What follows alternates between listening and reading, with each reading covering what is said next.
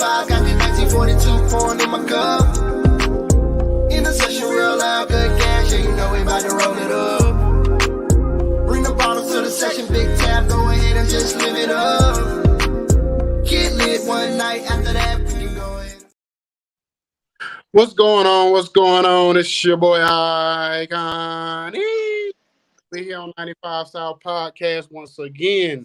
And first and foremost, I have to thank God for this opportunity to be on here.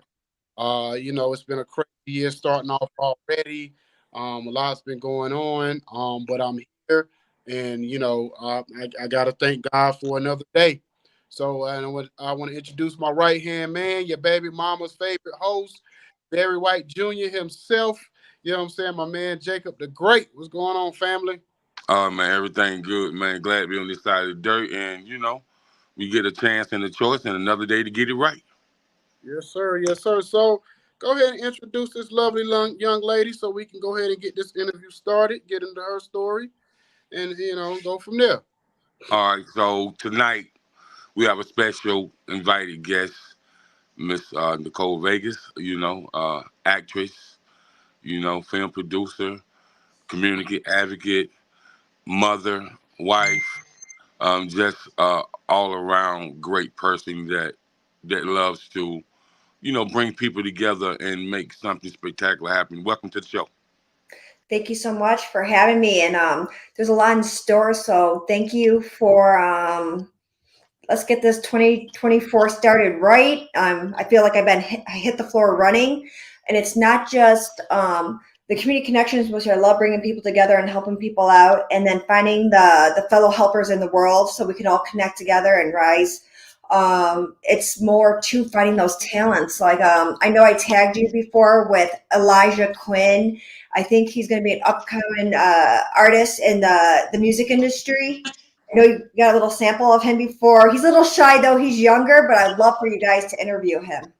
Okay. So before we get into you and your film journey, I was on your IDBM today and had a chance to read some of your backstory about you being in the Air Force. So being in the Air Force, then going over into, the entertainment film business, which is a huge part of artistry, that everybody loves to watch, a lot of viewership. So how did the discipline of the Air Force shape you for the entertainment industry? So being in the military at a young age and being deployed, I was in Saudi Arabia, TDY for 4 months, and very young. When I went over there, I was 19 years old. It just gives you structure and discipline and a mindset. So at a young age, to overcome any adversity, any difficulties, you do have to have a right mindset. Going into the showbiz, it felt like welcome to the jungle to me. I was like, what is going on? It was just a whole new avenue of approach, people, and there's a lot of different areas to explore, and I wasn't sure which one, but I have met some really great, talented people along the way. So I'm hoping the harder I work, the more I am, that we could all work together and collaborate, whether it be talk show where a lot of people want to be seen and heard, and you can give them that opportunity, or they have music, and you can have that added to the feature films and stuff like that. We always need music and films. Or they're talented. They speak different language, accents. I mean, there's some really talented people. They're good at memorizing. Not me though. Takes me a little bit, to get the lines down. But there's some really solid people. It's just I'll be 3 years now. Next month will be 3 years in showbiz. Okay. And so Icon using the Air Force as well. And Thank you. so the discipline of the Air Force Icon, and you're in entertainment business now. Did that help shape you for the entertainment business as well? Well, like I told you, you always laugh at me, about, and my kids always laugh at me because I'm always wanting to be somewhere on time. But I say if you're on time, you're late. So we was always taught to be like 15 to 20 minutes early, no matter what we was doing. Whether you're going to a doctor's appointment, you're going to financial aid, financial, office, or whatever you going to work itself. So that's always, so that carried me out when I got out of the military. And, whatever job I had, I was always one to show up, 15, 20 minutes early, just to get your mind right, the lay of the land and know what you're getting yourself into. So all those type of disciplinary things you learn when you in the Air Force. But I was going to ask you, what year did you go to boot camp? You remember? 98. Okay, you was before me. Yeah, I was 2002. So Yeah, it was co-ed. But the thing is, in showbiz, they're never on time. Sorry, it yeah, drove me nuts. I'm like, where's right, everybody? right. I don't like going to an event or going somewhere and they start late. Everybody, it's like if you tell me to be here at 8 o'clock, then let's start at 8 o'clock. I don't like this 8:15, 8:30, 9 o'clock thing, especially when people performing and already you have to sit and wait, and then you might have some people performing and you got to sit through all of that. It's already an hour, 15 minutes late, and then my energy starts to go down, and so I never really. That's one thing I don't like about entertainment business is people don't value each other's time.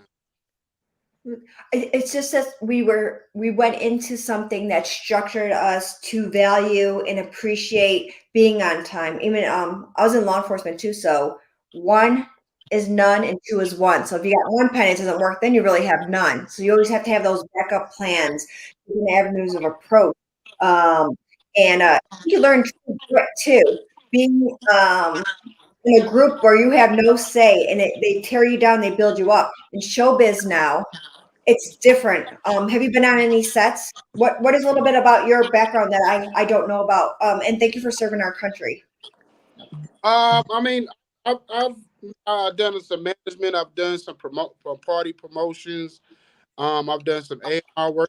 Crazy. I tell people all the time, the first job I ever had was an A&R of an independent label in North Carolina, and that's what kind of taught me. I learned the business before I even learned how to actually manage about the artistry of it.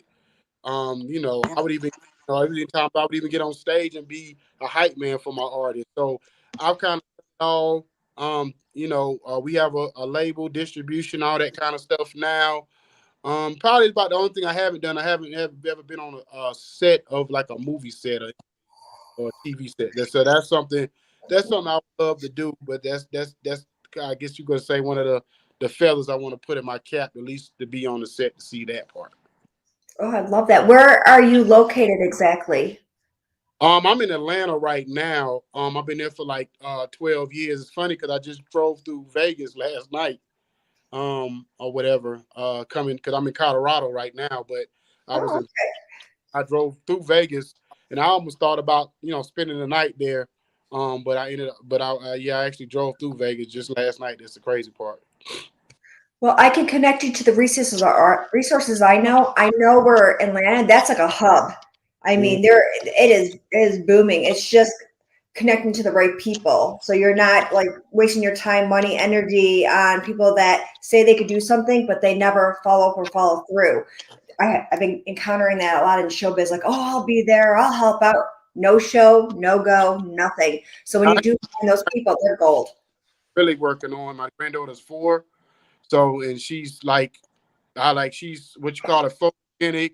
She has the personality, everything that goes along with being in show business. She has it, and I'm not just saying it because she's my granddaughter. Everybody will tell you she has the it thing, and it's crazy you say that because Lionsgate, the new Lionsgate studio, is like 10 minutes from my house now.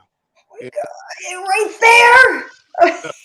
I don't even know what if I was right there. I'd be introducing myself daily. I don't care if it's in passing through. Let them know who you are, what you're about. Show them your work, and then grow from there. You really have a lot of opportunity where you are already. yeah, yeah. Okay. Go ahead, Go ahead, Jacob. Okay, so Nicole, you have a passion for this film industry, and so what was the breakthrough moment for you in the film industry, and how did you know this is something that you wanted to do? Well, at first I didn't know. I signed up through Julie Goldman. She does casting out here, which is a great opportunity. She's legit.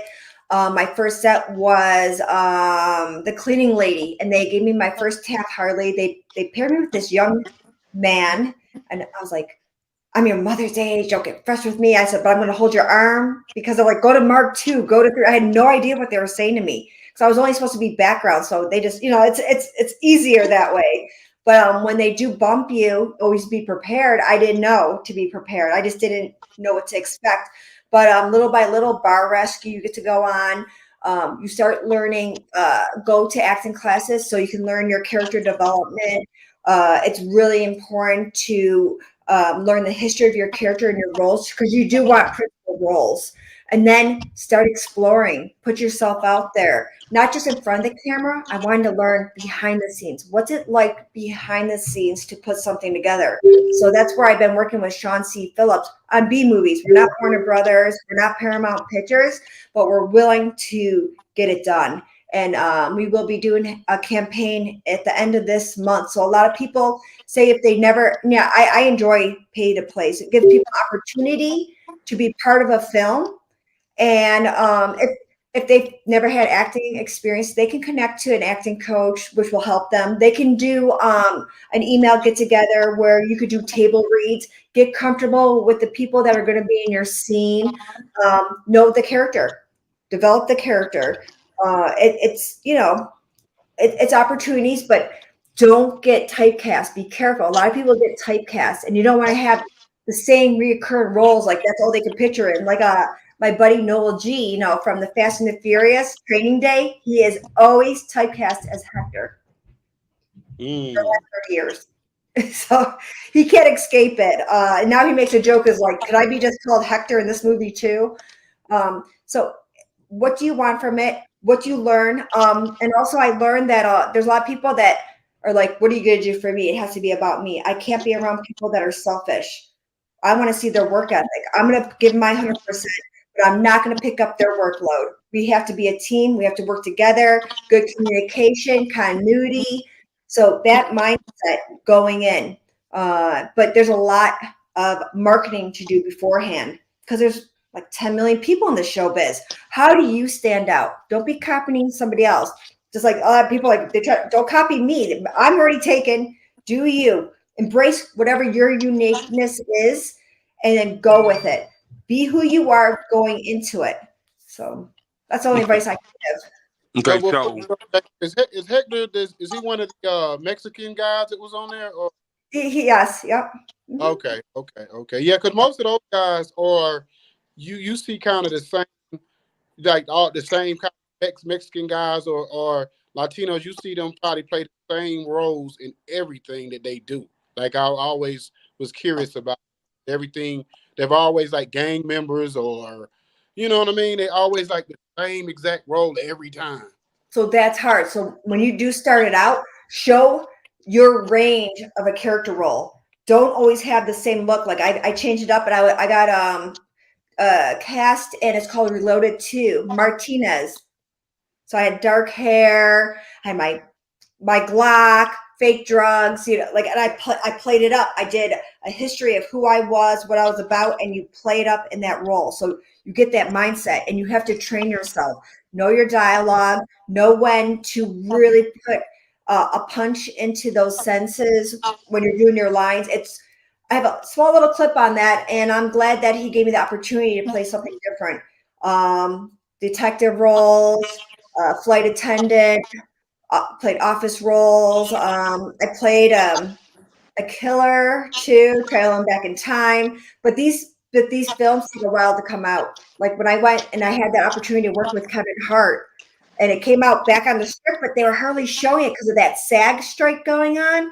Man, they got ripped off. But my line got taken out. I got uncredited, but I'm in it. I'm even in the trailer. And then even Kevin Hart, he's huge, he's a phenomenal star. They gave it like he was that much into that movie. It's mind blowing sometimes because you get all this filming, you think everything's gonna make it, but it doesn't. A lot of it gets edited. Okay, and with that being said, can we chime in about the 180 monologue and the 360 monologue? Can you explain to the audience what's the difference and why they are both so important? The monologues, I never had to do a monologue in my life. Oh, So okay. I never had to, no, I never, so for the acting classes, yeah, we would do lines and we'd take portraying that character, or we would do something where, some people pull from the inside and they pull something like horrible that happened in their life to bring it out in that character. And that can be very damaging to an artist. So I was learned from Peter Frisch, the Peter Frisch approach. I flew him out here from LA, and it's more of attaching to, this phone was given to me by my grandma, but it's not. But you attach something, so when it's done, you can let it go. So you're not harboring those feelings of that character and stirring up. So protect yourself. Like if you ever have a really in-depth role, you got to be careful how much you pull yourself into it. You don't want to be harboring those kind of feelings. Does that make sense? For the monologues now, I never did a monologue in my life. Okay. Okay. Because I hear a lot of, actors and actresses, talk about the 180 reels and the 360 reels and stuff like that as far as the monologues and trying to get them noticed as well. Because you see it all over YouTube all the time. And Yeah, but does it get them noticed? I, I, I I'm not don't know. sure. Does it? I I mean, don't know. I'm not sure. I guess it depends on how you market your YouTube channel. You know what I mean? So, you know, um, content is needed when you're trying to get noticed. So you have to put that content out there.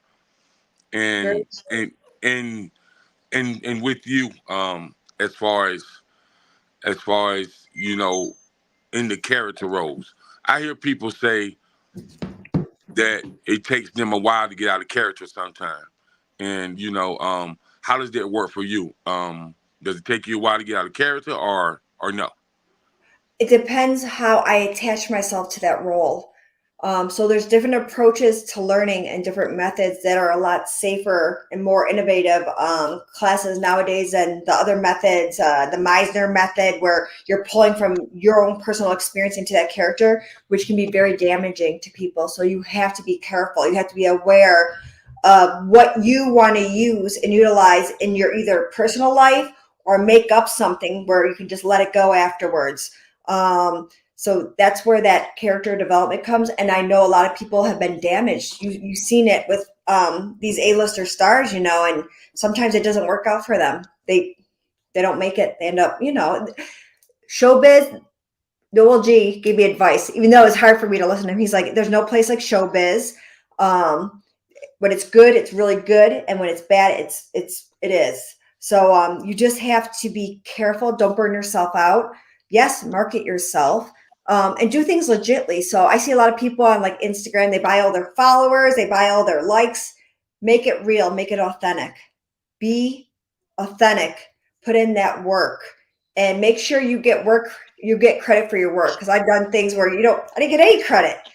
Make sure you have contracts. Contracts are so essential to any film, anything you do, because if not, you can't hold somebody accountable. Like, well, you're supposed to pay, and they don't get paid, I hear. So just be very, very careful on what you sign up for. Make sure it's very beneficial to you, and definitely market yourself. Market yourself globally. Connect to podcasts, talk shows globally. Connect to groups. Share who you are and what you're about, and keep going. Now there's going to be people in your circle, and you're not going to keep the same circle. If you're growing in this industry, you will not stay stagnant in your same circle, unfortunately, because sometimes you get comfortable. I'm just going to stick with these. You don't ever grow.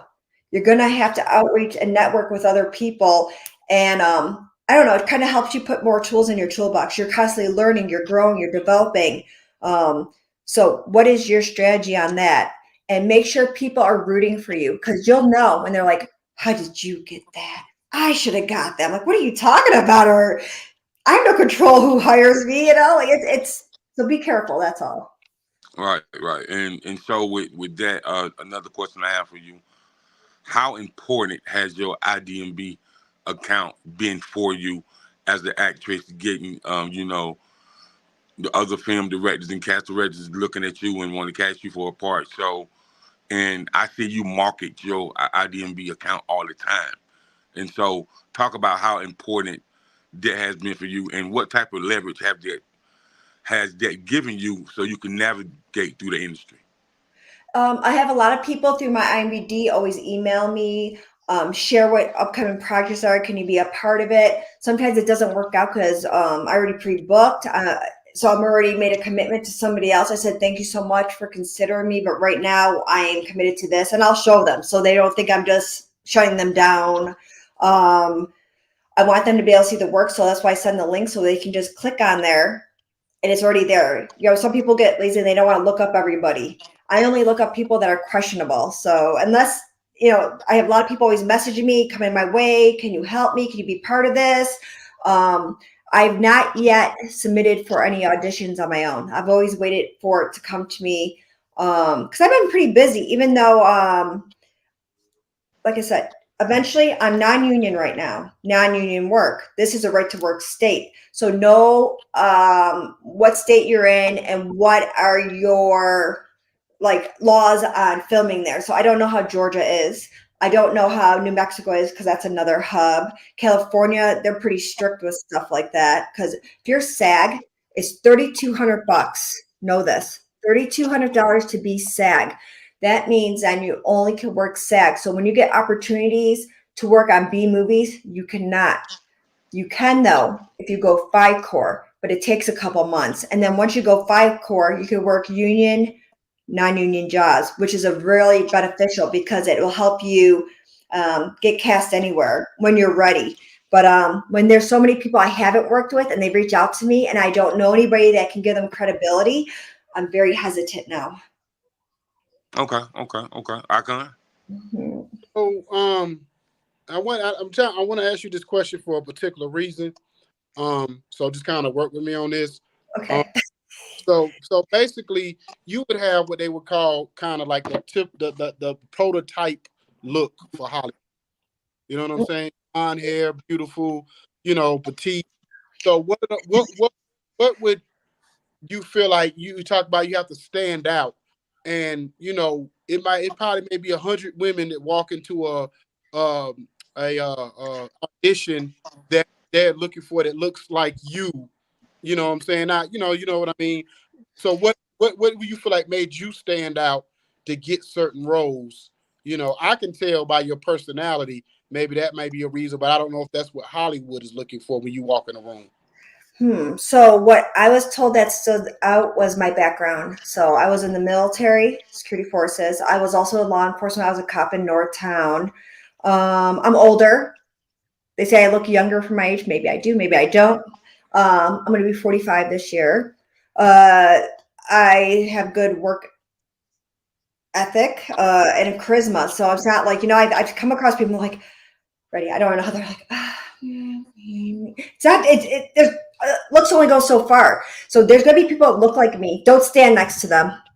There's going to be people that look like you and you. Don't stand next to them when you're in audition. Separate yourself into, because right after someone looks just like me, but I do have, I feel like a decent background in other areas besides just film.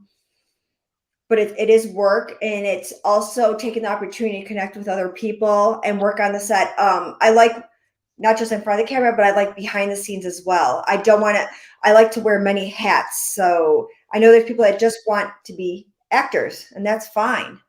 But that's not going to help me when I'm putting a feature film together. Then good luck with your acting. Go for those auditions. But I want people that know how to utilize their time, their energy, their efforts, and wear those hats. Yeah, because I'm a big like shows like FBI, CSI, shows like that. So basically, how intense are those sets when you're on those sets? Because when I'm watching those shows, it looks very intense, and even the lines and stuff seem to be so in depth with their lines and things you have to remember. So how hard is it to remember your lines, especially when you have a lot of them and you have to do episode after episode? And how intense are those are the sets when you're filming? So I've never had those intense lines on an episode like that. But for others that have struggled, from what I've known, they've had the earpiece in their ear, like a teleprompter. Mm-hmm. They have teleprompters. They have the cards holding up. They'll go over it again so they can cut away. It's all in the editing. So not everybody can do their lines right. And say we're all in a group. We're all in this scene together. Make sure you don't step over somebody's lines either. Because I've had that happen to me. They didn't know, or they get nervous, or they're just having a bad day. Things happen. So usually the director and the AD are really good with having everybody rehearse. There's rehearsals on it, and then they go through the lines that way. So it's just different. So on the sets I've seen people mess up over and over again. I'm like, oh, we just have to be patient. It's like, oh. And then there's ones that nailed it. I'm like, wow, that was amazing. Hats off. Like they do so good. So I mean, to each their own. We all have our strengths and weaknesses, so we try to channel in on what we're good at, and that's how we're able to come together to make movie magic instead of movie madness, from what I've seen on these sets. But like I said, 3 years in. So what sets have you worked on, or who have you worked around as far as either actress, actor, producer, writer, filmmaker that you've learned the most from?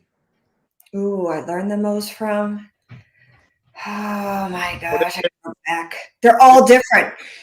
They're when I was on those bigger sets, I got to be on CSI, even though they took me out of the first one. So I went on season 2. I'm like, no, you're gonna edit me out. I know better. But they did keep me in for that. But it's really hard because you do nepotism, cronism. You have to know people. I think you have to work so hard that people are like, you know what? I like something about you. I think I'm going to have you come in here. Let's see what you're all about. Other than that, good luck. From what I've seen, work so hard where you're like ready to just explode because you're so overwhelmed with all that work you've done. But eventually, I feel like it pays off. Each one, you learn something. Bigger sets have bigger cast, bigger crew. You learn, like, I make sure even on my B movie sets that we are fed every 6 hours. We always have food. We have warmers, hand warmers out.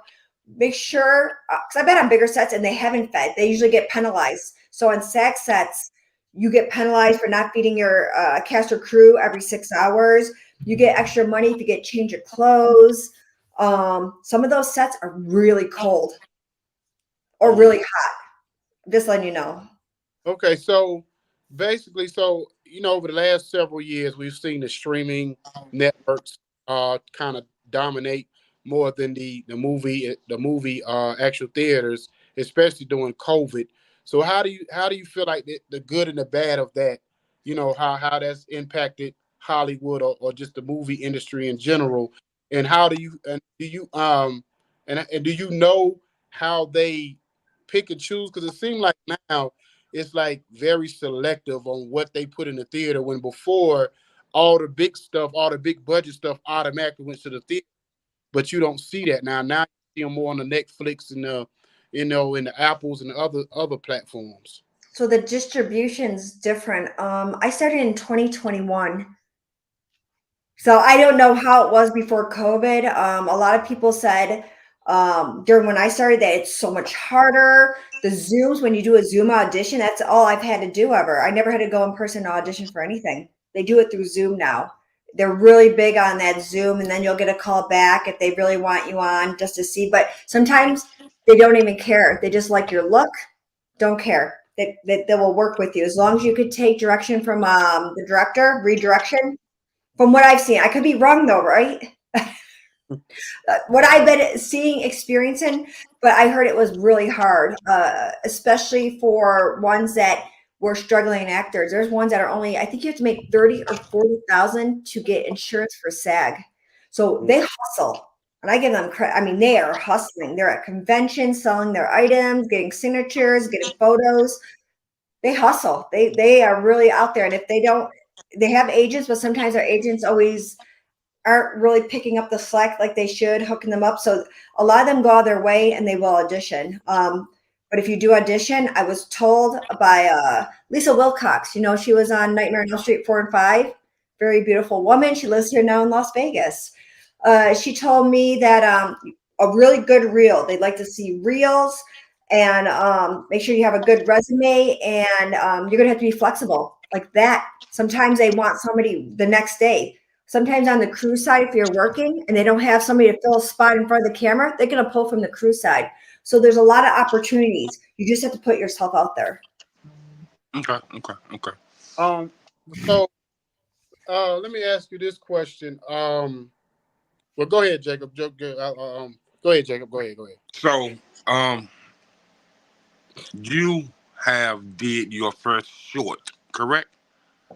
My short film. I made my first short film. Yeah, it's Okay. So it's special. can you kind of go in detail, tell us the name of the title, what it's about, and how I did you could. come up I with the could. whole, strategy of it, and how long did it take you kind of to really say this is what I'm going to do? I'm gonna go ahead and put it out here, and how intense was the writing for the short film? So I did it in half a day. I was influenced by the clown. What's it called? Family, Family of the Dead. What? It's I gotta look it up. Billy Pond's movie, Circus of the Dead. So he's having a competition going on for Circus of the Dead too. It's a very crude, vile, disgusting film. But I liked his work. I like horror comedy, and so I came up with this called "So Happy Together."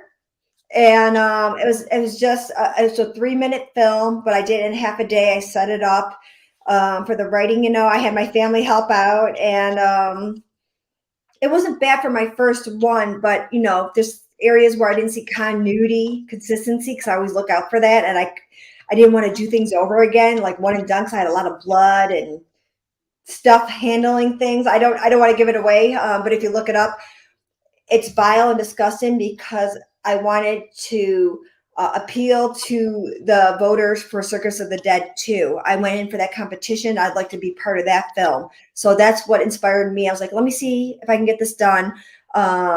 Usually good lighting, different camera angles. So when I am picking up, I guess I'll just say when I was picking up, viewer discretion advised. If there's any kids, have them leave right now. I'm giving them a heads up. So I had a stalker, and he would send me letters of, cut out letters, of, you dismissed me. I took care of your distraction. I'm like, what the heck? I got a gift. It's during holidays, and I bring it in, and I find out it's my son's head in there. So I pick it up, and I'm like, really upset. Sometimes in films, they don't show who did it. I hate that. I want to know who did that. So at the very end, I made my husband wear this old man mask and be very disgusting in his perversions of, holding up a picture of me, a drawing picture of me, while he is using some type of glue he got. I'll let you watch it and you tell me what you think, and making more letters to me. But I don't own rights to the song, but it's like So Happy Together. And it's really disturbing, the scenes from the Beatles, but it matched so well. So I try to have some horror comedy within itself because it was really gross. And I've never seen a scene quite like that in anything I've ever watched. So I like to make unique as well. Okay.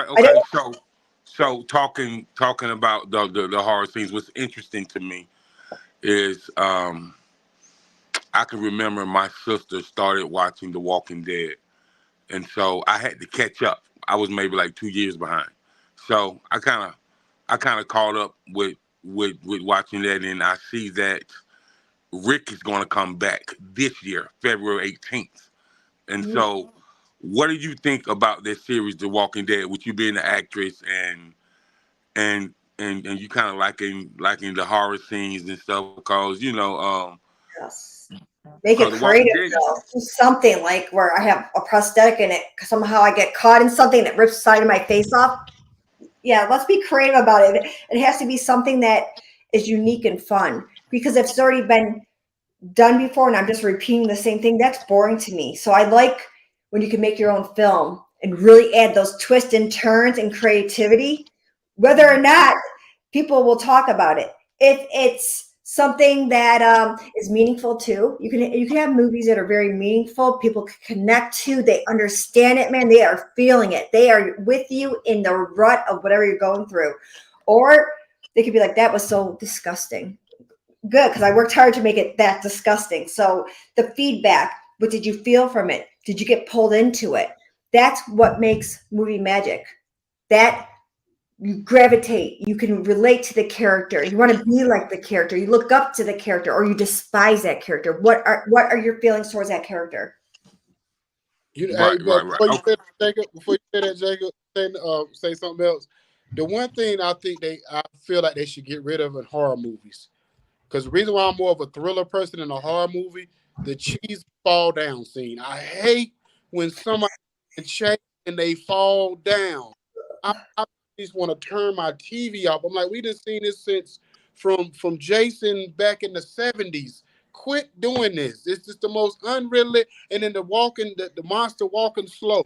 Like, I don't care how fast you running, how is he gonna catch you if he's walking, like he's old and you running through the woods? I hate those scenes, but that's Hey man, people always gonna love Jason Voorhees, man. They dum dum dum dum dum dum dum dum, and they be running for their life.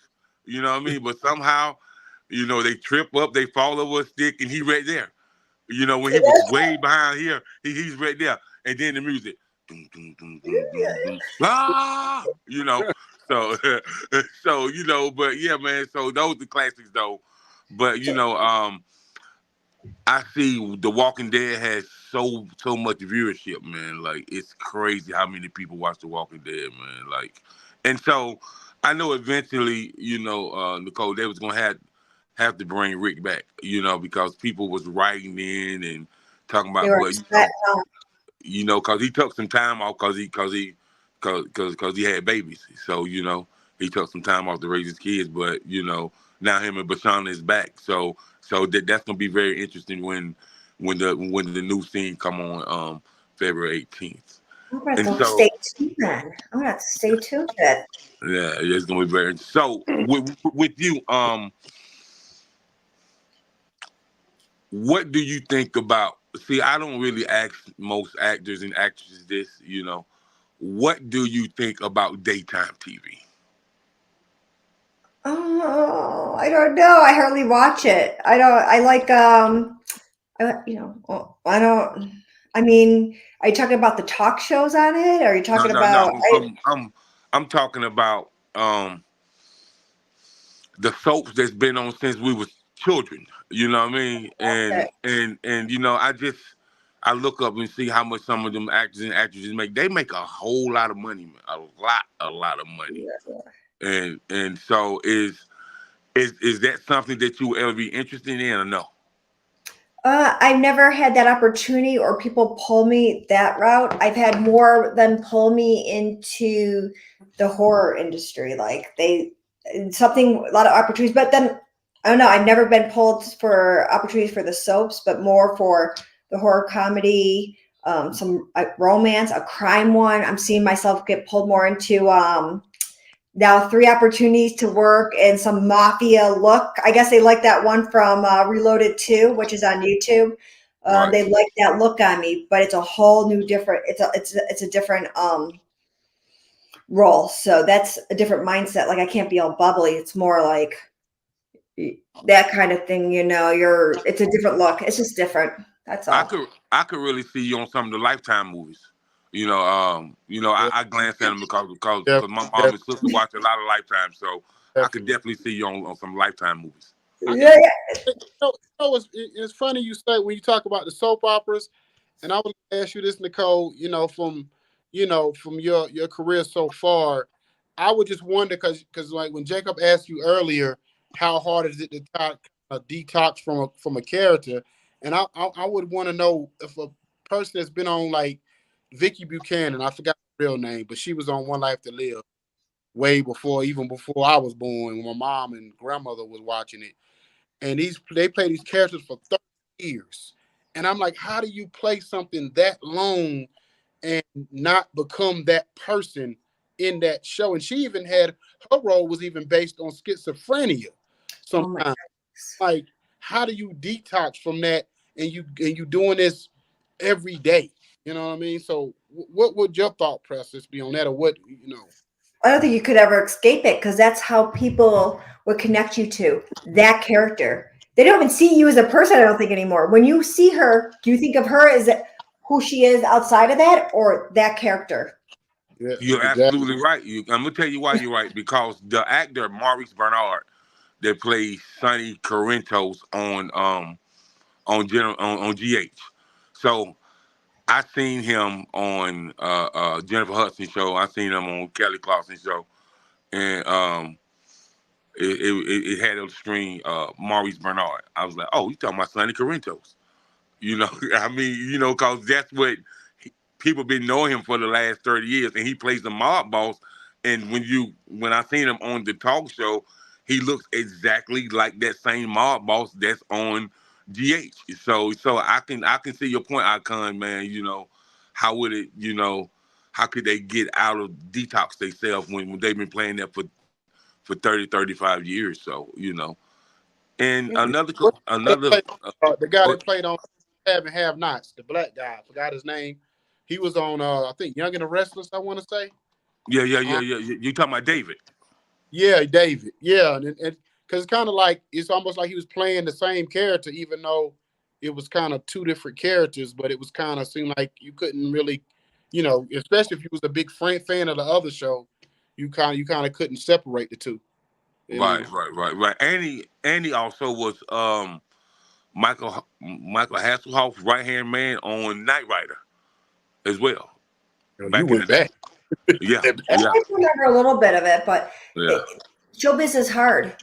Anything's hard. Marriage, divorce, fitness, fat, choose your hard. Choose your hard in life and just keep going. And anything that doesn't support or give you that inspiring motivation to keep going, cut away from it. You're gonna have to cut away from it. And I think showbiz too, from I heard from some people, and I experienced very lonely. Weird, huh? To be surrounded by all these people, but feel very alone at the same time. That's strange.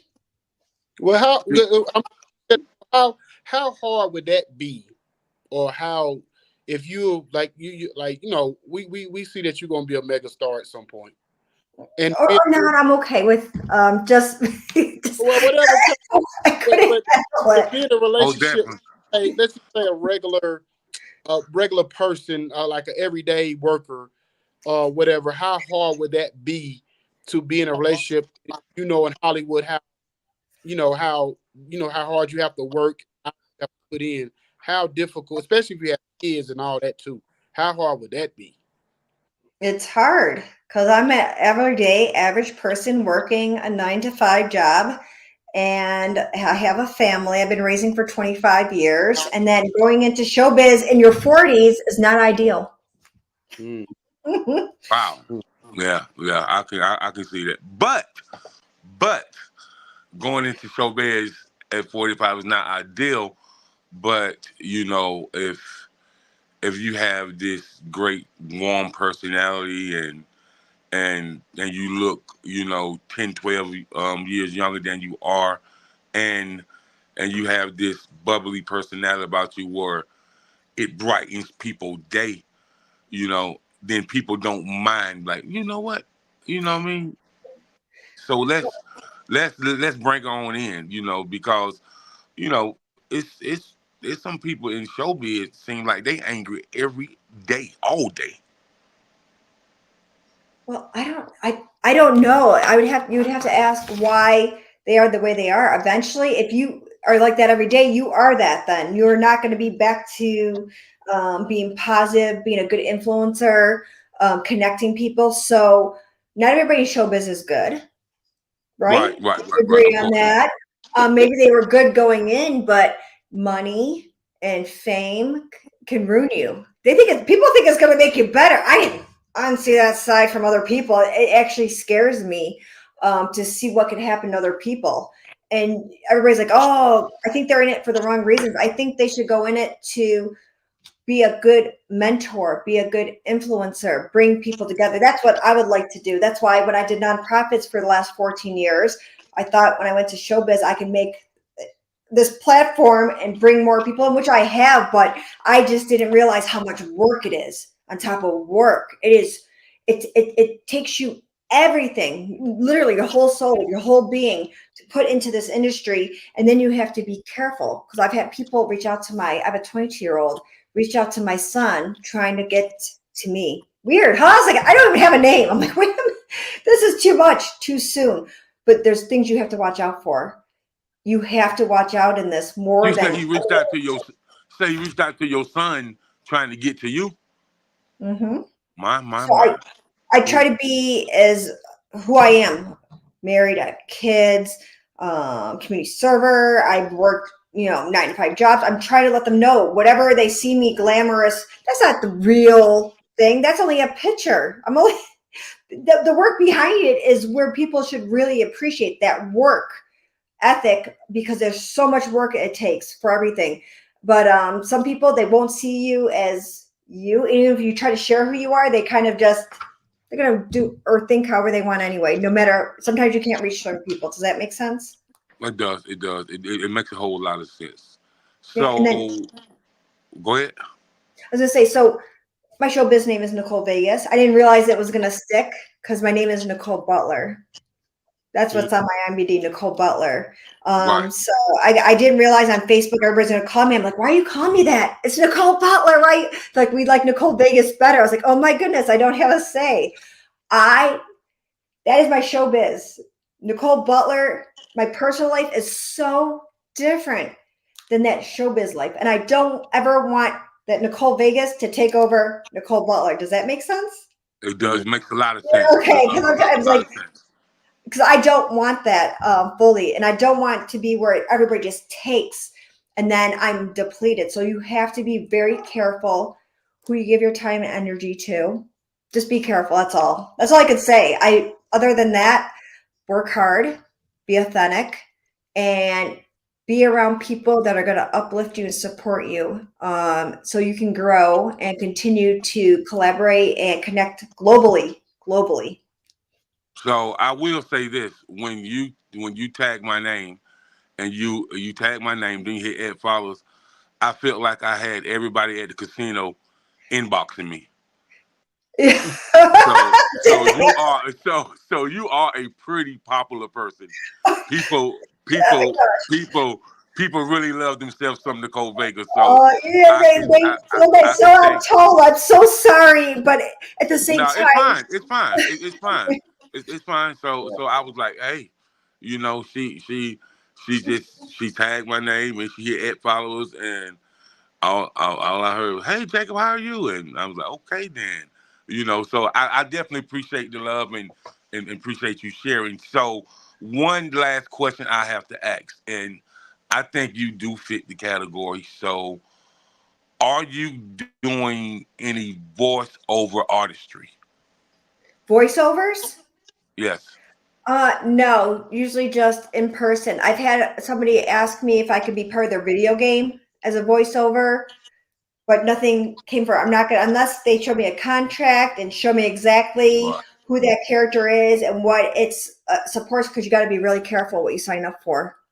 right. Because I know they always looking for a lot of voiceover artists, especially like in Disney, especially in some of the narration, TV series, web series, and stuff like that. So because I know you do have the voice for it, so that's why I asked that question. Who knows? I don't know. I'm just like one day at a time. Oh, And people, I'm so sorry. Hi. Nicole, don't let them fool you, because Jacob, everybody, their mama done told Jacob he has the perfect voice for voiceover.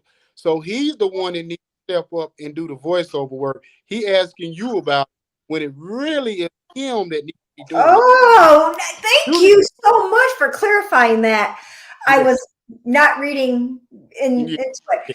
So there's a lot of opportunities. So IMD, connect to people that can give you that opportunities to have that voiceover. Make it I would count. I would Make definitely be it. in touch with you. Yes, Yep. he's a big bro. Video Butler co-sign what I said. See, you know what I mean? Yeah, they but just no, get it together when they voiceovers. So, what do you want? How are you going to get it? And then, and it sometimes that first plan is not going to work out. So you make sure you have those backup plans. A lot okay. of them, because no matter what, there's going to be something that's going to throw a wrench into it. There's a lot of hiccups on set too. So be innovative, get things done. Yes, I step out of my comfort zone and I will talk to people, but at the same time, I want them to know who I am, where I came from, so they know that whatever they see me in a picture, that's just an acting, or I'm just producing. That's not me outside of that. I have a whole life outside of that that I really work hard for to maintain. My family Speak, is very important to me. speaking of working hard for, you're very vocal and active in the nonprofit world, and you always Absolutely. connecting people with nonprofits. So, are you still in that nonprofit? I know when we talked over a year ago, you was heavy in that nonprofit world. So, are you still heavy in the nonprofit world as well? I haven't been able to volunteer since I work swing shift or sometimes overtime. That's 12-hour days. But I've connected people. I met so many people where I work at the Spear, where, Toys for Tots, the Shade Tree, Projects for Humanities, the Just One Projects, Street Teens, Helping Hands. There are so many resources. So people have to know they can get them. They could obtain them. They deserve to be happy and have a good life too. It's just hard because when you're in that pinch, a lot of people never been in it maybe before and they don't know where to go. So that part to me is very important. So with this platform, I'm hoping that we can film somewhere so I could put a spotlight on some of this nonprofit. I'm waiting for them to hear back, because then that's made it complete for me. I went in, I wanted to put a spotlight, connect people and the nonprofits in the community globally too. I want people to be in it that need it, but not use me. Another thing. But if I can get this one location locked down, I will be able to put a spotlight on that. And that will make me really happy that I finally was able to connect what I've been doing with what I'm doing now. And that part to me will feel very accomplished. Okay, yeah. So I wanted to bring that point up because I know, man, you had talked about the nonprofits a lot on last year, and I know that you was real vocal and tagging people and connecting people with nonprofits and things of that nature. So, and I can appreciate, you being a community advocate and just doing some development so people will know what's out there where they can get help in their time of need. So I definitely appreciate you doing that. And thank you for giving a shout out to lend me. It's everywhere though, in every state, even in other countries, they have grants. I have a friend that's a grant writer that can help them out if they're starting a business. I just, from putting myself in so many different places, I'm able, even if I personally can't help someone, I most likely than not know someone that can help that person and connect them that way. Okay. Yeah. Keep Yeah, keep so keep keep doing what you're doing. Keep doing what you're doing. We need 3,000, 4,000 of you because it's not enough in this society nowadays. We definitely need people of your status that's willing to lend a helping hand, and just do it off the strength of of loving people as God loves you. So I can appreciate that. Oh, so thank you. I wanted to say too is because I'm glad you brought all that, and I know you like to help the homeless a lot too. And the one thing, because people that know me, and I've been around, I've been in every state in America. I've been in every big city, every small looking cranny, literally, in on America 10, 15, 20 times over. And the one thing that always like it bothers me, but is intriguing at the same time, is the fact that we have all this land in America. We're the richest country in the world, one of the richest countries in the world. We have access and resources for everything, but we have all these homeless people, and it's like all this land that just sitting there, and that we that's untapped. So what is your big Oh. discouragement, and where you feel like the biggest need could be done into helping get homeless people off the street? Some don't want to be off the street. So I used to get together every third Monday off this one street. It's a dirt lot, and we'd all pull together from different nonprofits, and we would, serve hot food and give toothbrushes and toiletries and socks. Got to talk to a lot of people on the streets, and some people, they want to be on the streets. They don't want to be in group homes. They don't want to be in shelter because there's a lot of rules and everything like that too. Or it gets overcrowded, so they have the freedom to roam wherever they want to roam. Um, my heart more goes out to the children that are in like safe havens, or they're having issues at home. Like I came across this really young teen, like maybe 17, 16, young person, a child, and they were outside of Albertsons. And I said, "What are you doing?" Like I gave some food and gave some toiletries, and I gave him some nonprofit information. He goes, "I don't want to go to the group home. I don't want to go." Like he doesn't. I understood that because I used to be in law enforcement. I'd go to the group homes, and it's chaos then. So at least on the streets, they don't have to be stuck. They can go somewhere else. Wherever they want to roam, they can roam. But a lot of people, they self-medicate too, which is hard. So out here, like if someone's doing self-harm, or they think they're going to either harm themselves or harm somebody else, it's called a legal 2000. They can get a 72-hour hold, get back on their meds, and it's free. I don't know what other states provide, but everybody goes through something. And sometimes it seems like everybody, even the working class. So where I work, people are barely making ends meet right now. They're not making ends meet. They're juggling jobs, and they're still struggling. So I'm also being more of a big advocate towards the working class that are getting squeezed out. They're exhausted. I talk to a lot of people, and a lot of them still stress out. I mean, paycheck to paycheck, if that. So I tell them about the resources. There's free bus passes, there's free medical and dental through the nonprofits here. There's what else do they got going on? Trying to think. There's so much resources. They just need to know who to connect to so they can get it. But it is really scary. Even the working class is struggling. Yeah, so I know, like in Atlanta, it has gotten so bad over the years, especially down like by Peachtree Street, down courthouse area, that they even made a law where you couldn't like feed the homeless without having a permit. Mm-hmm. Thing in the world. So we would literally, when I was church I used to go to, we would have to jump out real quick and hand them water, hand them a bag of food, whatever, because we used to go to Macon, and we used to go to a women's shelter downtown and feed them once a month, and go to Macon once a month and feed them, and all of that. And I got to tell people, and I said the thing about homeless and people in like poor neighborhoods, they just want to know that people care, and that you're willing, that there's somebody's out there wanting to help them, to give them hope in life. Like you said, there's so many people that work so hard to wake up every day to have nothing, from working, and to working themselves to the bone. And we shouldn't be in a society like that anymore, being the fact that our ancestors had to work that hard just to have a little. And we should be Just forever. to survive, to have the necessities in life. It is mind blowing. So I agree with you on that. There's just a lot going on. So when you connect with the fellow helpers, it does, like they have the Just One Project, and they hand out food. People either come with just walking to carry the food away, or they do have a vehicle. But you can only do so much. Usually the people that really need it can't get to it. That's Right, how right. so And one last question for both of you guys, and it really bothers me a lot. I'm baffled by, here we are, one of the richest countries on the globe, have tons of resources.